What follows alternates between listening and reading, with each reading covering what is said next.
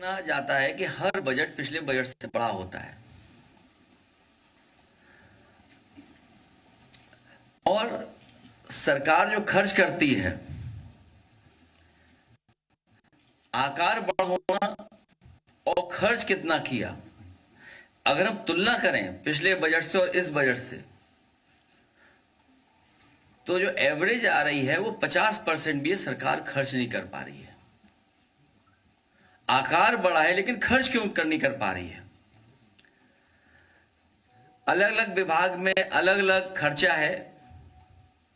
कृषि में केवल 57% खर्च कर पाए हैं, ग्राम विकास में 36% खर्च कर पाए हैं, पशुधन में लगभग 60%, स्वास्थ्य में 60%, 58%, महिला कल्याण में 53%, और जो सबसे महत्वपूर्ण विभाग है बेसिक शिक्षा, प्राथमिक शिक्षा, 62%। तो ये तो सरकार का खुद ही फेलियर है, गवर्नेंस का फेलियर है कि अगर हम बजट का आकार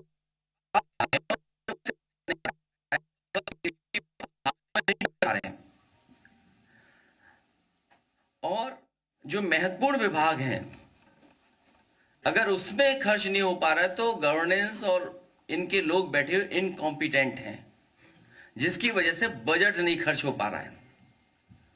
और फिर फिगर्स का बताना, उत्तर प्रदेश सरकार कहना कि जीएसडीपी बढ़कर के 2024-25 में 30.25 लाख करोड़ हो गई है।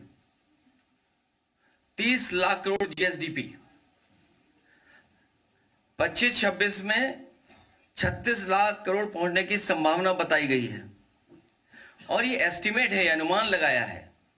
तो ये फिगर 2024-25 में 30.25 लाख करोड़ हो गई है। 30 लाख करोड़ जीएसडीपी, 25-26 में 36 लाख करोड़ पहुंचने की संभावना बताई गई है। और ये एस्टिमेट है, अनुमान लगाया है। तो ये फिगर क्लियर नहीं है, करेक्ट फिगर्स नहीं है, अनुमान लगाया कि हमारा जीएसडीपी इतना अर्थव्यवस्था का यहां पर पहुंच जाएगा। और अभी जो रियल डेटा है वो अभी जीएसडीपी का आया ही नहीं है।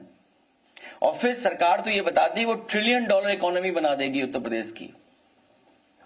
जो सपना देख रहे हैं $1 ट्रिलियन इकोनॉमी की तरफ से ले जाने के लिए जो फैसले होने चाहिए, वो सरकार उस टारगेट से कितना दूर है। अगर $1 ट्रिलियन इकोनॉमी बनानी है तो इसका मतलब यह है कि 90 लाख करोड़ की जीएसडीपी होनी चाहिए, 90 लाख करोड़ की अर्थव्यवस्था हमारी होनी चाहिए।